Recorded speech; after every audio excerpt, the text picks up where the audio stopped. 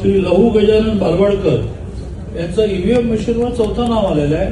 परंतु महाराष्ट्रातली सर्वाधिक मतं मिळवण्याचा दावा ते करतायत त्यांना घोडा मैदान लाभ नाहीये. लहू बालवडकरच महाराष्ट्रातली हायएस्ट मतं घेतील.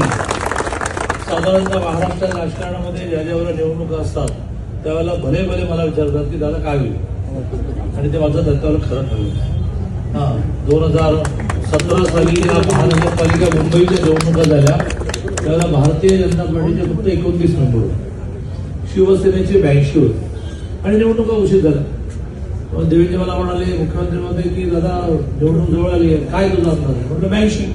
म्हणजे नाही शिवसेनेच्या विचारात नाही, मी आपल्या विचारात, आपले 29 आहेत, 80 लिहिले होते. म्हटलं लिहून ठेव ना 82. आले 82. आणि त्यातला चमत्कार असा आहे की 81 झाल्यानंतर 82ला इक्वल झालं. महानगरपालिका मुंबईवर इक्वल झालं. देवेंद्र मला पोळाला की दादा तुझं भविष्य कोणतं टाकणं आलं, 81 टाकणार 82. टॉस सोडवा. टॉस सोडवला आपल्या बाजूला लागला आणि अतुल शहा नावाचा आपला कार्यकर्ता टॉस करून मुंबई महानगरपालिका नगरसेवक झाला. माझं 82चं भविष्य खरं ठरलं.